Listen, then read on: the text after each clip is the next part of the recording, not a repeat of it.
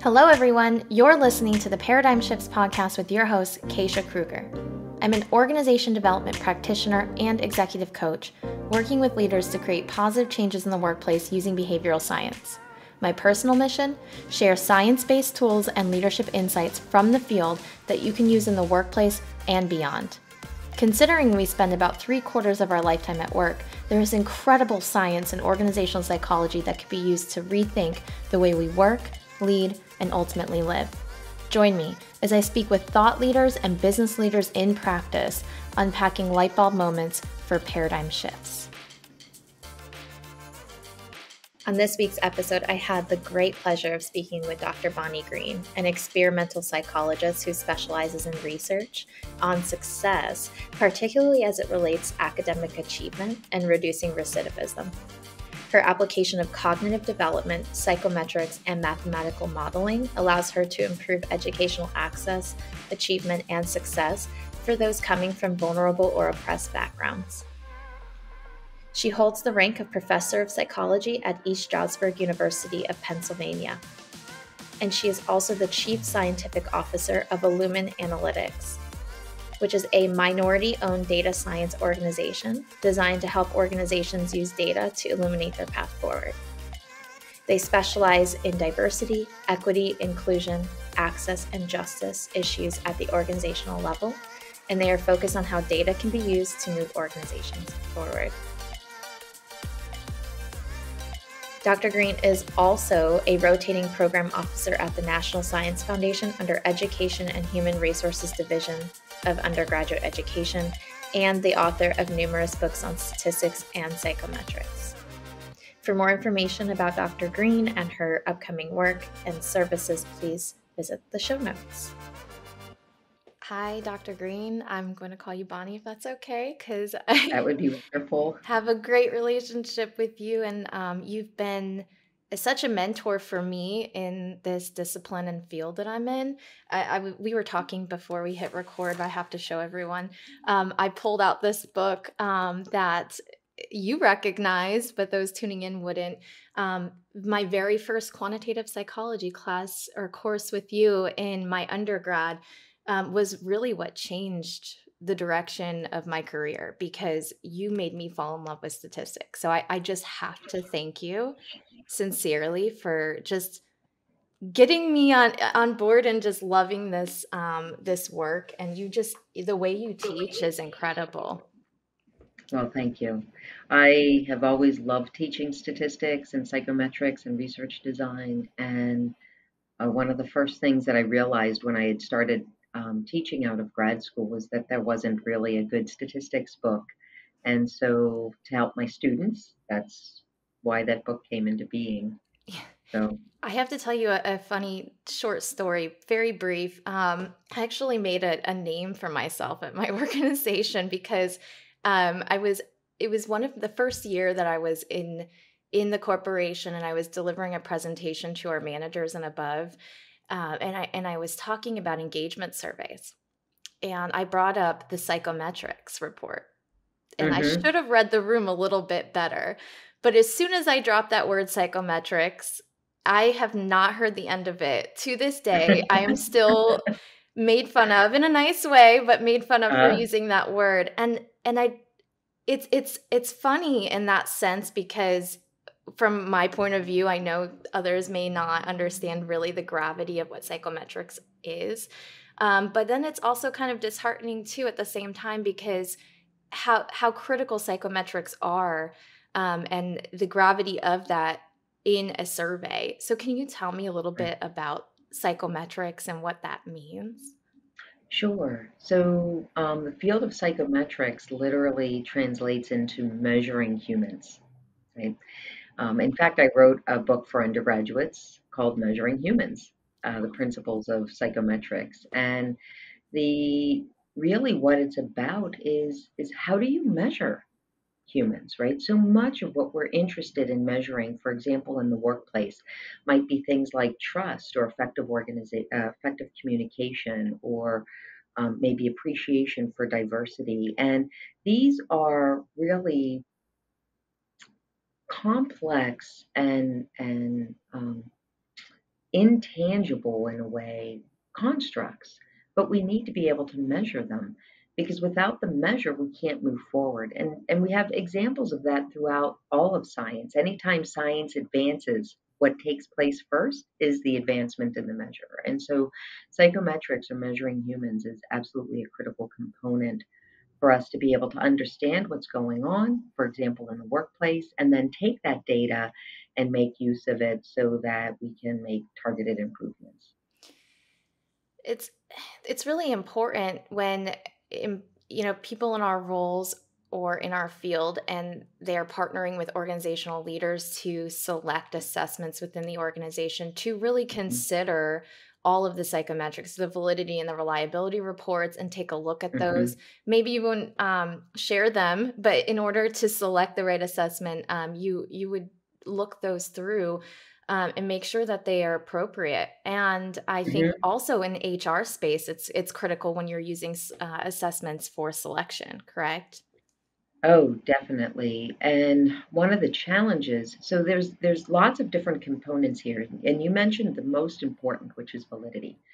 Validity of a measure is the accuracy and usefulness of the measure. Mm, And it's not easy to validate or to verify that a measure is actually accurate and useful, but this is absolutely critical. However, when we talk about job selection, there's another piece that's in there that you can have a measure of accuracy, but then there's another component which is called fairness. mm, And so when we're taking a person who has been raised in an environment that has had systemic barriers that has held them back, let's just use a quick example of um, quantitative reasoning. So you have a child who's been in a very weak K through 12 public school environment, and they have not had the opportunity to develop their quantitative reasoning skills. And now you give them a measure of quantitative reasoning. It could be valid. It could be accurately picking up how much quantitative reasoning they have at that particular point. But it might be masking other things like the mm. systemic barriers that they had had to overcome. And there might be more um, quantitative reasoning skill in there. And so as you look at your measures, particularly for selecting employees into a workplace, you want to make sure that you're not adding to any systemic barriers that have already been there and missing out on really good and high quality employees that have the potential to grow with the organization. That's a really important, and I think the point that I want to explore a little bit more is around that fairness. So when I'm guiding our HR department around selection tools, I emphasize the fact that this is just an additional data point, right? Because we want to look Yes. at the whole person. So when it Hmm. comes to utilizing things like in terms of hiring individuals and let's say we're measuring critical thinking or quantitative reasoning, how do they assess for fairness? Like what's the best way to do that? Oh, that's a really, really good question. And your point on that it is one data point is critical. Um, Donald Campbell, who was like the father of quasi experimental design and really was one of the first people who dove into some of the challenges that we see within psychometrics, had introduced the concept of triangulation. And it's funny because people will say, well, you have to have three measures, right? Because there's three sides of the triangle. But what he really was saying wasn't that in order to capture a construct, you needed three data points. It was that you needed more than one, More than right? one. Mhm. And depending on what you might be measuring, it could be an awful lot of Mhm. data points that you might need to do to factor in. And I think probably one of the easiest ways to take a look at fairness is, take a look at the makeup of the team that has been hired, right? Mm, And are you selecting measures that get beyond a bias that all organizations have? And it's just human nature. It's called organizational replication, right? mhm. We like to be with people who I like it. connect with us, right? Mhm. Maybe they have shared how they grieve, that's similar to ours, which might align with our religion or our culture or when our generation, right? Mhm. Maybe they share similar music types, again, which aligns with with all of the things that I said. And But we feel more comfortable in that environment and we may naturally go to replicating that. And so I'm going to give you an example. I was talking to this young woman. She was just hired straight out of college for her very first job, and it is a job in managing a sales store, right? A retail store. There is nothing gender specific about that, right? Right. Now, it is a sporting goods focused store. Hmm. There are 63 managers across the nation. There are exactly 3 women. Yes, right there. Why do you think that There is is? there is probably some bias Yeah. in the measurement protocol that they're using for the Mm, selection criteria. And and it could be something as simple as manner of speech, right? Because we know that in language, in general, women and men have differing speech patterns. hmm. And this particular young woman has a masculinized speech pattern in large part because she was raised in a household with lots of masculinized speech. So, her lived epistemology, her lived experiences masculinized her speech, even though she's feminine in all of her external appearances. And my guess is that there was probably, because she did have to go through several communication components, that they were drawn towards a particular type of speech pattern, not even recognizing that they were biasing towards men versus women. The additional piece in was the knowledge epistemology, right? That knowledge that she Mm, has in the sports space.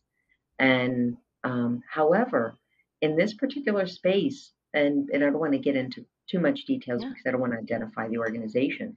In this particular space, there are literally, because of Title IX, yay, there are literally two female college athletes in this sport for every one male.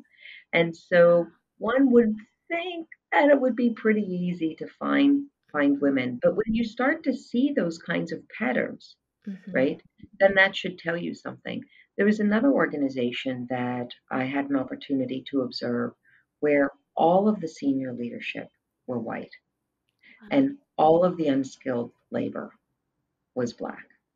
When we start seeing patterns like this, then this is probably telling us that there's something missing in our in how we're measuring and making that determination on who comes in. And I'm not saying that you have to make sure that the proportion is exactly whatever it is in your region, but Right. it should be a whole lot closer to that. And if there isn't, it's time to step back. And I don't want you to feel guilty about it Mhm. because it's human nature. It took Human a lot of nature. years to get to this point. But the beautiful thing is it won't take that many years to move into a healthier place. And it really does start with measures um, that you take a look at that are both valid and so it's accurate and useful, and then fair, that it's not taking somebody who's been in an environment, in a culture that has put up unnecessary barriers and keeping and facilitating and adding to those barriers. It seems like bias awareness training for those who are in roles where they're required Mm. to select or hire would be important training. Right? It Yeah, seems common that's sense. actually this is really challenging. Yeah. So I have you and I didn't even talk about this ahead of time, Yeah. but I've had the fortune of working on a major nationwide committee taking a look at diversity, equity, inclusion, and access hiring practices, because that is one of the spaces in that DEIA space, and measuring in that DEIA space is one of the areas where I've been very active over the course of my professional career. And so I felt very fortunate to be brought in, and I was brought in literally as the measurement expert to help Wow. with the the measurement formation as they were trying to understand how this massive organization and with all of its tiny components were making these decisions. One of the biggest challenges that we have with bias training, though, is that just simply bringing in bias training, there's some substantial research on it. It actually doesn't fix biased Mm. thinking, and in fact, it has the potential to increase it, right? Wow. Which is Wow. a real challenge. And that's why, if you noticed before I made a comment, don't feel guilty about the place where you're at right now, right? What we find is sometimes what happens with bias training is one of a couple of things happens. One, a person feels guilty, like, oh my goodness, I did this terrible thing, and and I'm contributing to racism or sexism or Yeah. whatever kind of ism, and that's not who I am. And now they feel guilty. And what happens when we're guilty? They Our working memory overcompensate. decreases, and Oh. not necessarily. Our working memory decreases. And now we need to protect our self-esteem, and we back off into this attitude position like, wait a minute. As soon as that happens, it's like, wait a minute. No, I'm hiring people with the right skill set. It's Mm. not my fault that there aren't enough, take, for example, PhDs who are African American or PhDs who are Mm. Latino. It's not my fault. I'm not the problem.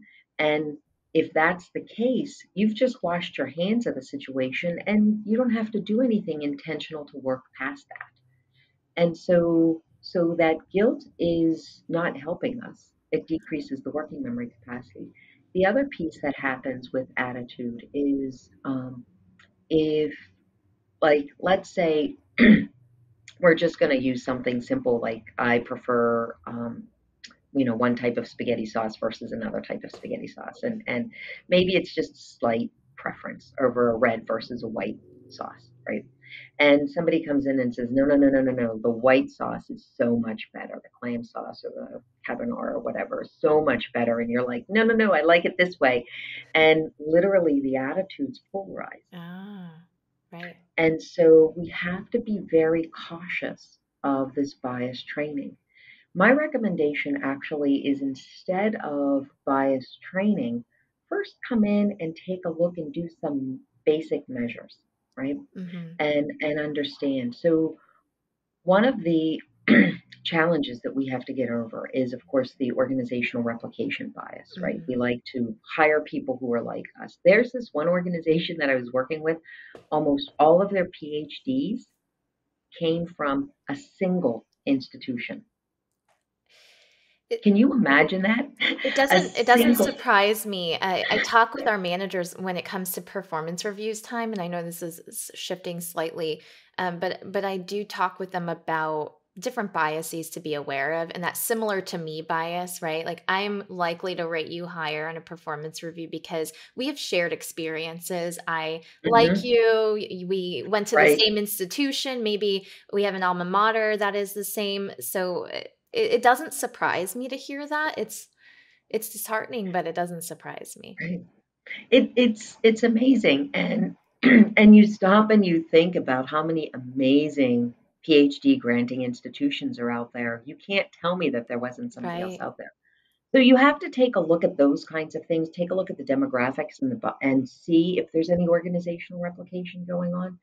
But there are, my research team and I have found three primary variables associated with the ability for an organization to establish an environment that understands that we cannot be successful if we don't have what IO psychologists refer to as functional diversity, right? Mhm. So people coming in with different skill sets. I always use the example of the football team, right?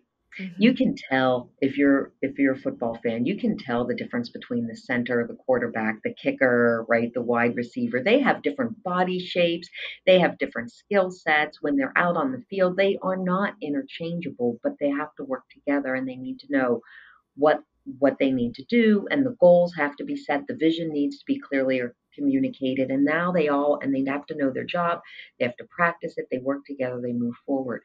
You cannot have a football team with a bunch of quarterbacks. Yeah. Now, if you can translate that understanding into an organization, and this idea of the appreciation of diversity, which includes not just expertise, but Mhm. also lived epistemology, lived experiences. Right? I have to give you this one example. There Yeah. was a study several years ago, now probably 25 years ago, that fell flat on the face. It was looking at um, ovarian cancer, testing it through saliva, Mm-hmm. right? And they wanted to predict ovarian cancer. Hugely important. Most of the time, by the time it's diagnosed, it's too late, right? Yeah. Um, and they designed this study on how they were going to collect the data from these women, right? But the research team was all men. And there were some really basics. They said, well, where do we find women? At the gynecology office. That makes sense, right? Women with ovaries are going to the gynecologist, but they didn't understand basic practices of who goes to the gynecologist and when and for what reasons and what are their ages and what are the challenges that they might be facing. And they ended up with a very biased sample simply because they didn't know the lived epistemology. They didn't understand women going to the gynecology office because they weren't women. So in that situation, like what could they have done to troubleshoot? Ask the right Bring in questions, bring in women. bring in Bring women. in women.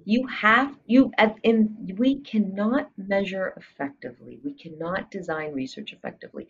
We cannot create products or determine marketing or improve sales if we have just one small group. We need that lived epistemology. That's what I love about org development is that it's a Mhm. whole systems approach, and we are Right.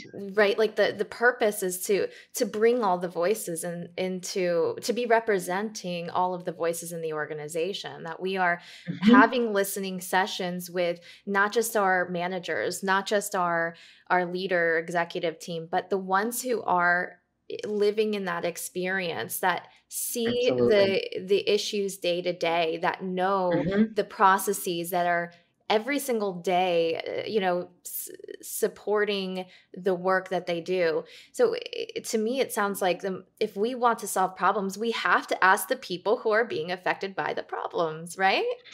Absolutely, absolutely, and it really is just basic, Yeah. and it's okay. We cannot be everything to everybody. That's why functional diversity is so important in an organization. So, so back to those measures, right? Hmm. So, do you have um, do you have signs? Which all you have to do is take a look at the demographic data. Do you have signs of organizational replication? And that includes where people are coming from, where they've been educated, even degree types and whatever makes sense for your organization. The next piece that I was talking about is, does your organization appreciate diversity? Right? There are some measures out there that can capture that. And it's not just simply men and women or race or religion.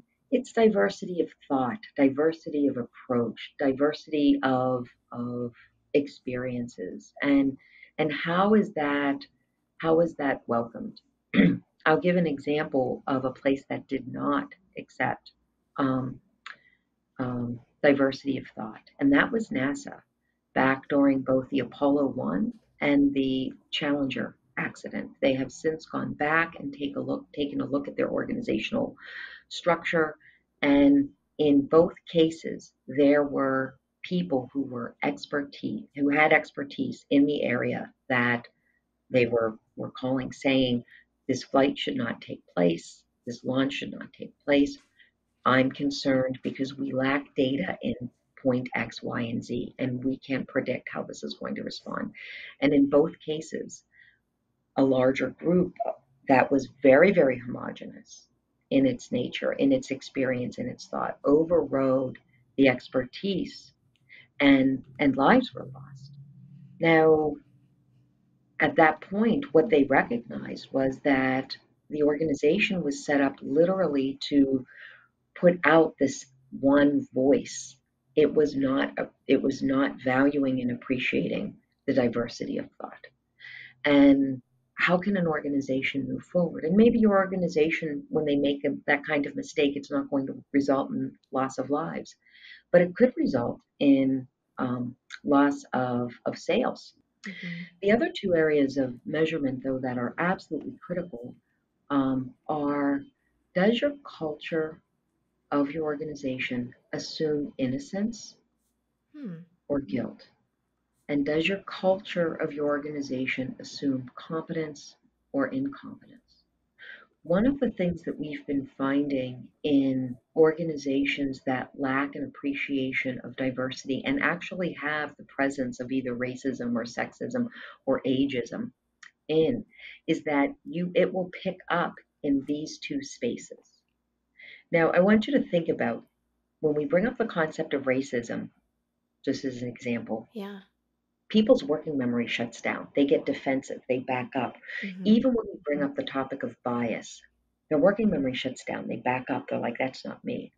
But if we switch the conversation and we're not talking about the individual, we're talking about trends in the organization that Hmm. show this idea of, is a person competent? Are we assuming competence?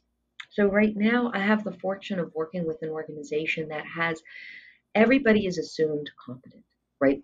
We have this measure, we can see it. And what does that translate into?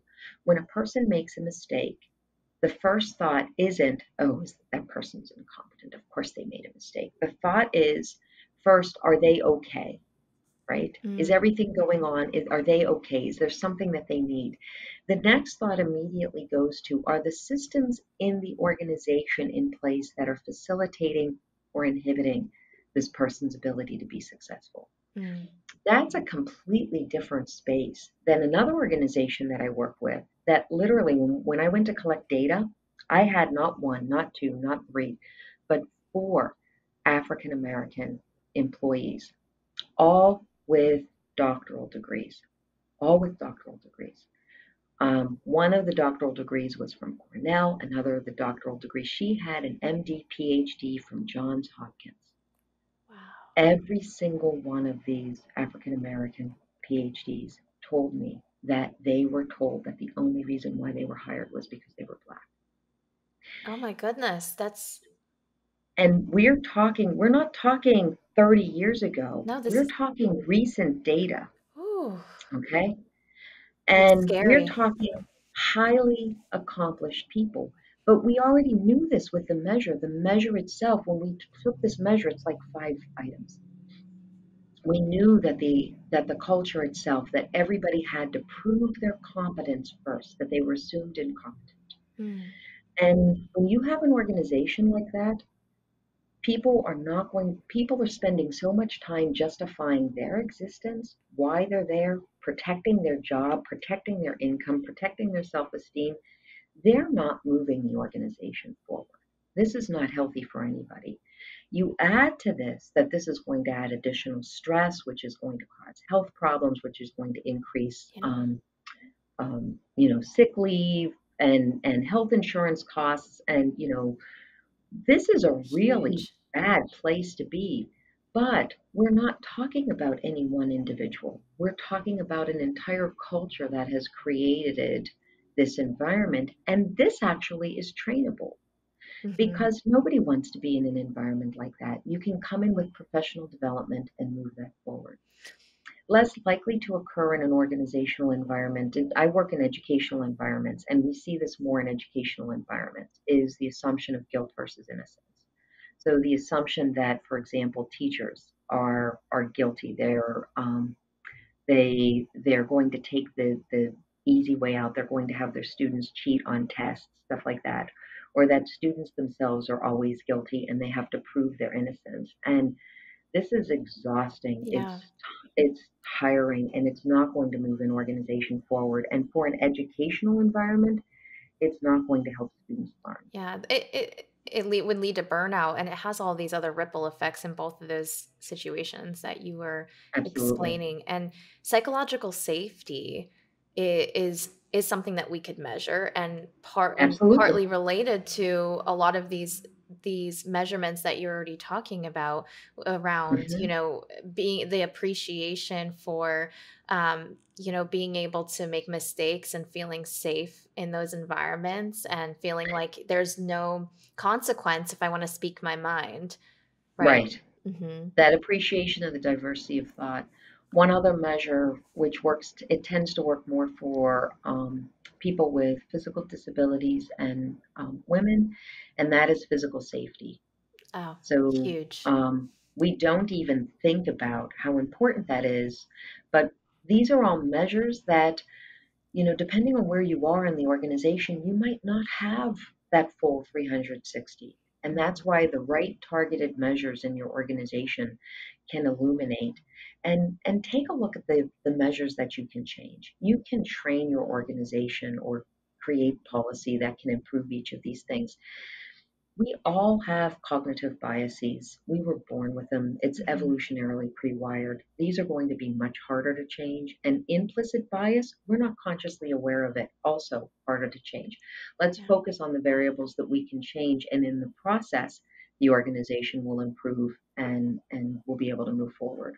Yeah. One of the other things that I wanted to speak with you about was the challenge that we face within organizations or IO psychologists or OD practitioners with trying to measure different facets of an organization because of the response rates. And Hmm. typically, when I go to administer like an engagement survey, for example, Hmm. I'll generally hear if we have a lower response rate that quarter or that cycle. I'll generally hear there's survey fatigue, right? And it's Hmm. not just within the organization I work with. I hear it all the time. There's survey fatigue, Hmm. and I think one of the big misnomers is that survey fatigue is that lack of participation in a survey, but it's caused by, oh, there's too many surveys, or the length of a survey is too long. We don't have the time to take it. Hmm. But I think where I've noticed or observed in my organization, a lack of response is due to a the inability to close the gap between feedback and action Oh, that's beautiful. in a Absolutely. very quick, or at least in a time span that makes sense for the people that are being affected. That is such a good point. I'm going to tell you a quick story about this one organization. Please do. Um, they, I was called in to take a look at a measure that they had created that actually was used to determine things like salary, retention, promotion. Like this was an important measure, right? Yeah. And it was 10 items. And I'm looking at this measure going, wow, you've missed, like, I'm asking them, what are the critical components of this particular job? And none of them were in the measure. None of them, right? They had items in the measure that they could have checked in other ways without needing the measure, right? Like, Yeah. was the person showing up to work on time and leaving on time, right? You don't need that in a measure, right? No. What is that So telling it's you? right. This stuff is easy. And the way that that question was worded is if the person showed up early and stayed later, they actually were punished. So Oh, this was really strange. Um, but I'm looking and I'm like, look, you're missing the key components of what this job is. Why these 10 items? And they're like, well, we decided that 10 items would be the right number because we don't want survey fatigue. And I'm like, wait, what? So we need to first start with what is it that you're intending to measure, right? What is that? What are you hoping to try to measure? And will it be accurate? And will the information come back to you in a manner that is useful, right? And so that again, that's back to the validity. And sometimes that might take a few extra items in order to get that full view. And if it does, then go ahead. Make sure that you put that in there. Because if the measure's not valid, in my opinion, it's even unethical to I, administer. I would agree. Especially if you're using it to make Yes, decisions, and especially it's if you're not, using it to make especially if decisions. you're using it to make decisions. But even if you're just using it to get a landscape of what's going on and it's not accurate, you've just wasted a bunch of people's time. and that's unethical. So get the measure valid, and how long does it need to be? As long as it needs to be, right? And there are lots of different techniques that psychometricians have to shorten the length of time and to ease that while still making it valid. So that's one piece. However, what you had brought up is another very important piece. And my experience has been that one of the biggest reasons why people will not complete a measure or they'll skip items is because of face validity, right? Mm. This isn't actually, face validity isn't actual validity. It's how the person who is taking the test views several things about the test. First of all, who's administering the test and can they trust that person, right? Yes. And so if there's a trust issue with who's measuring, who's giving out the test and who's getting the results back, if they don't trust that person and what they're going to do with that data, they're not going to respond. And if they do, they're going to skip items or they're not going to respond accurately. So that's one. Um, Another is sometimes people put in quirky little pieces of a measure and it will actually get people annoyed, right? So let's take one particular item. So the federal government recognizes people of Middle Eastern descent as white. Hmm. It's a long history as to why this happened. And so if you are Middle Eastern and you are, doing the census, you list yourself as white. What's interesting is people will say, well, I'm going to take the federal government's definition of these various races, including Middle Eastern, when I collect data from people. Except, first of all, you're missing out on information. But from the test taker's perspective, if you're sitting there and you're Middle Eastern and you've experienced life differently because you're from a collectivistic Yeah. culture and people look at you and maybe have responded to you differently because of being of Middle Eastern descent. Um, Now people want you sit there and you're like, but I don't identify with being white.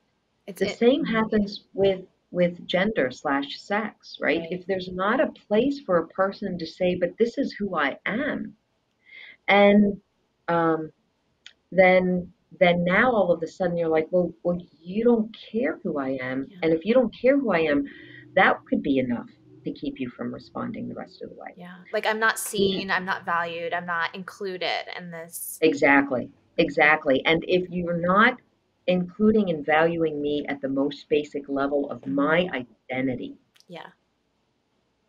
are you going to listen to anything that I have to say? There are in certain survey software, you have an option where people could put more than one choice or other or whatever. But when you have these forced choices that you absolutely have no other choice and you can only pick one and you're sitting there going, but that's just not quite it, right? And now a person again, it this communicates information back to the respondent that you really don't care what I have to say. And so at this point, the face validity is diminished. All of these things will stop the information, but the point that you brought up is a most critical face validity, and that is how is this data going to be used? Mm. Yeah. Can this data be used to come back to haunt me, right?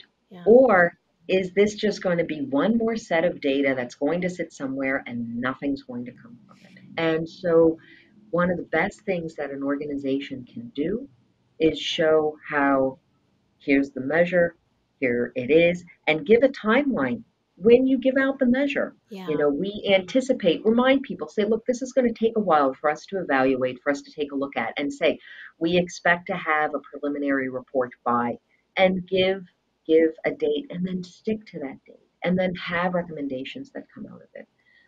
I'm going to give a quick example to an organization that, interestingly enough, had an issue of low on trust. We knew this going in from focus group data that I had collected, and they were hoping to measure organizational well being so that they could come up with targeted improvement, but they were low on organizational trust.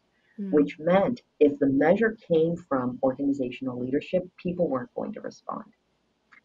So we had the measure come from me. And Outside the party. outside party They were, and in the process and in the directions, I made it clear it's never going to them. They will only see the cumulative data. Any of your responses would be scrubbed, blah, blah, blah, blah, blah, blah, blah. And I stuck to that. But what was more important is one of the areas that came up as a problem in the organization, because trust is a tough thing to move, Yes. um, was culture of respect. Culture of respect is much easier to move. And so this organization had zero awards, none.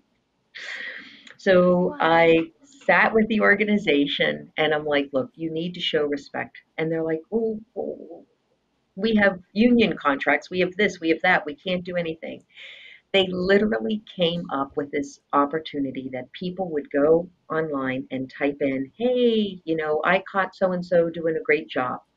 And there was no standard whatever. Like, I really appreciate so and so. And so included things like the custodians, the groundskeeper. I went into the bathroom and I noticed how nice and clean it was. I really appreciate the work the custodians doing. And everybody from one end to the other. And these little papers went out with the organization's logo and a nice, cute little, caught doing well or whatever, little Mm-hmm. cute little saying. And it had this what the person typed in exactly. Like Yeah. this is, and the next thing you know, you walk on this or on this in this organization, and on the custodian's door, you see these little notes taped up. Oh, wow. And and then once they hit 10, then they got recognized at a larger function. And how much money did it cost? The larger function was almost nothing. The printing these things out was almost nothing. Yeah. And it immediately turned around. People starting to feel valued and appreciated. Appreciating is free. I mean, like we talk about this all the time in my organization to recognize your peer to peers. It's free to do, and people need it. They want it, and it's human nature to want to feel valued. And it's going back to Maslow's hierarchy of needs, right? We absolutely Absolutely. need to feel appreciated. And that's why I say need, not want, because it is, I think, in my opinion, an a need. Um, No, you're absolutely right. And the other thing, though, too, that happens is when we show gratitude individually, yeah, like, I am so grateful for the work that you're doing. yeah, That feeds us too. right. And it had such an immediate impact on this organization.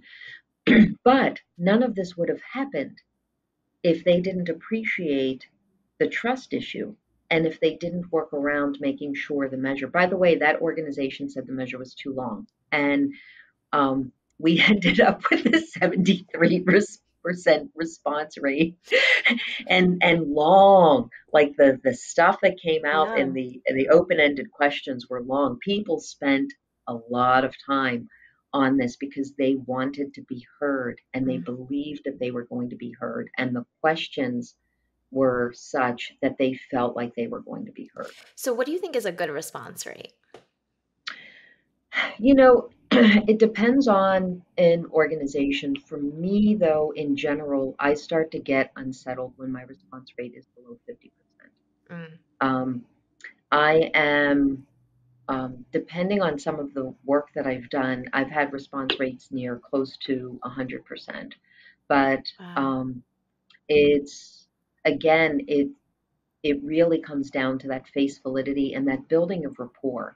In the space where I pretty consistently had close to 100% response rate, we had a really careful protocol put into place so that nobody ever felt pressured or bothered, but that at every point, any time a measure went out and the results came back, there was a summary of results given to everybody. The part that were appropriate to give out to everybody, the good, the bad, the ugly, right? Mhm. In fact, that's how I normally. Here's the good, here's the bad, here's the really ugly, and now Mhm. here's what we're planning to do about it. Yeah. And but because I think the organization itself and it really appreciated that they were going to be heard and that that rapport was built up. We were able to get to 100%. Most of the time, I don't have the opportunity to build up that level of rapport, and so we're dealing with a lot of other challenges that are there. Um, but if we value the measure, then time during work, that's one of the things that we have found is that allocating time during work for people, particularly remember back to that organization Yeah. with the custodians and other types of work staff, it's not fair to assume that they had um, access to computers and their email and so forth out Right. of work time. And so, you know, by providing them with more than enough time during work and a place to do it where they can feel safe, where they feel like nobody's looking over their shoulder, is very important. And also keeping in mind that that particular measure was a complicated one because it was at an organization with lots of differing levels of education, Hmm. including people who reading might have been a challenge, or English might not have even been their primary language. And putting into place a very safe environment where they could feel like they could get somebody to, that they didn't need to disclose that they couldn't read, that English wasn't their Right. second, Right. that they weren't comfortable in reading in English or whatever it is. By having that built into the measure, I think that also helped with the response rates. But again, it comes back to what you had said. You need to know who you're measuring. You Yeah. need to know, um, and and without that, and actually, I have a funny story with that. So the project was handed over to somebody else before it was given back to me. Somebody wanted to look through it, and they went through and they changed. I had set the readability up on this measure at about a fourth grade level, which was not an easy task, but I did it. And somebody else looked at it and thought that it could be written better and rewrote items and changed the readability from fourth to ninth grade like that. Oh my And goodness. um, Talk about taking out of context, right? right, right, and and this person was like, well, I'm in English, blah blah blah blah blah blah blah. Like, yeah, but Yeah, well, yeah. That's it. I mean, so you spoke there a little bit about the trust, and we've got kind of different levels of trust then. We have the hmm manager who's supporting me and enabling me to enabling the a safe environment for me to take this assessment in. hmm But then we also have this perception of trust at the organizational level, right? At the top. And what are they going hmm to do with it? And when, hmm let's say, for example, the action that's taken after a survey has been administered is maybe not to the liking of an organization or those employees. It's not mm as quick enough. Uh, When it comes to trust, it's you said it's one of the harder things to move. I've written it down. Culture of respect is easier, um, hmm but it's very quick to diminish, right? Oh, it is. And do remember, most people are reasonable. Mm, So remember I told you about that measure of culture of respect was problematic, and they immediately came out with these little notes mhm. of gratitude, right? That was not where they stopped. Oh, okay. That's where they started, right? Oh, So if you can put into place something that is tangible, addressing whatever it is that you just measured, right? Because there are other issues that, again, back to organizations that might be unionized, right? mhm. Some of that change is going to take a while, Yeah. but there are some pieces of the change that are easy. So literally prioritize, go after that low hanging fruit, right? Yep. Make some immediate change and bring it back to this came out of this particular measure, and say, however, here are our goals going forward, right? Mhm. And because if we're talking about something that needs to be changed that has, a major financial investment or has hiring requirements, we can't, that has contractual issues that need to be altered. Some of these things cannot be changed, move, you can't move it on a dime. It, Mhm. it takes a little bit of time.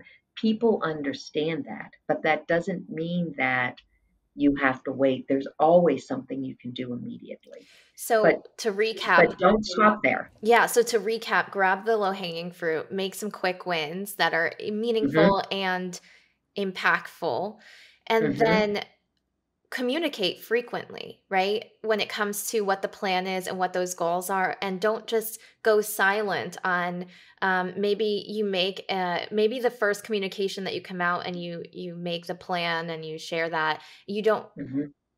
follow back up with that communication later on, maybe a couple months down the road. Let's at least share the progress we've made towards that goal, right? Let's at least share, we know this program that we're designing is really important to you. It's one of those goals that we said would take a little bit of time. Here's where we are today, right? Absolutely. Maybe I don't know Absolutely. exactly when it will be able to be launched or deployed within the Hmm. organization. I don't have that answer to today, but Hmm. we know that here's the progress we've made so far, and this is what we're shooting for. At least that, right? Absolutely. And effective communication is one of the key constructs of an organization that, again, is it's much easier to change than most people realize. Yeah. And getting that information out, and even if it's just an updated email, and everybody's like, well, email fatigue, right? People are going to miss it. Hmm. I was just in a meeting the other day and somebody had said, something like, "Oh, I haven't heard something about da da da da da da da." And we're like, "Oh yeah, that email came out by this person." And one person said it was 2 weeks ago, and another person said it was 2 days ago. And it ended up all of us were a little wrong. Yeah. We got the who the email was from and when the email came out was a little wrong, but enough of the people in that particular group had read it that we all went back to reread it. And now everybody felt really good about it. And so you don't even need to have everybody in the organization read the communication. You just need some of them. Mm-hmm. And they pick that up, and when the conversation comes up at the water cooler or the Zoom room or wherever it is that the organization folks are meeting, and they're like, "Yeah, whatever happened with that?" Yeah. All you need is one person to say, "Oh, there was a memo on that," and but bring it up and keep that moving forward. But it's true with anything. If you're trying to lose weight and you get on that scale and you get that, I lost a half a pound, Hmm. it feeds you, Yeah. right? If you're in a relationship and you're like, "Oh, I get to hear from the person that I love that they love me back," right? It feeds you. Organizations need to feed their employees with, Mhm. yes, we're listening to you, we value you, and we're moving forward. I love that. Okay, well, we should wrap up. I just feel like I've been brought back to the classroom and just been fascinated having this conversation with you. Immediately feel like I'm sitting in front of you in a class and you're just teaching away, and I'm just loving it. But I have one Thank you. final question for you. Yes. And I like to kind of end all of the podcast episodes with this question. What's the most recent paradigm shift that you've experienced related to either this work or anything outside of it? Wow. We're in the middle of a paradigm shift right Ooh. now. Um, and I have the privilege of seeing educational research um, move forward. And we have not been making good progress in educational achievement. We spend a lot of money, we spend a lot of time. Um, we are still not serving a large group of students. And the paradigm shift that I'm seeing is in educational research is starting to ground with the psychological phenomena that we know about child development, cognitive development, psychometrics, methodology, and that information is being translated into practice that's more targeted to the individual student level. It's similar to a paradigm shift that occurred in medicine, referred to as translational medicine, that started in about the 90s, 1990s, that really has taken hold. And it truly is this difference of approach where they're taking the basic foundational research and looking at the patient and adjusting to that patient. And I'm seeing that movement in education. It is slower than I would like it to be, Hmm. but it is definitely a paradigm shift that I think um, will start with education, but that will move over into other areas. And I think that IO Psych does that naturally, Mm. where you're relying upon what do we know about humans and behavior and about methodology and about psychometrics and how do we pull that all together to move the organization forward in a better fashion. And I think that the more effective we are at that translation of the science, which also translates information back, what are we missing? What don't we know? What do we need to measure better? Right, that back and forth I think that as we move forward in that space in education, I think we will reach more students faster. And that's my hope. Wow. Do you think that momentum will pick up kind of like a snowball effect over the next few years? Like what's your estimated over I'm I'm doing everything in my I power to make sure know. that that happens. Such So, important work. Such it important thank work. you. Yes, it's exciting work. Yeah. Well, thank you for all that you do and all of the communities and the institutions that you serve. I have really enjoyed this conversation and I look forward to our listeners hearing more. Thank you. You take care and good luck. Thank you. Thank you so much for tuning into this week's episode. If you enjoyed this conversation, don't forget to leave a review, rate, and subscribe wherever you're listening. If you know a business leader in practice or friend who you think would be interested in this episode, please consider sharing it with them. I am so grateful for your support. For more updates, you can follow us at Paradigm Shifts Podcast on Instagram. See you on the next episode.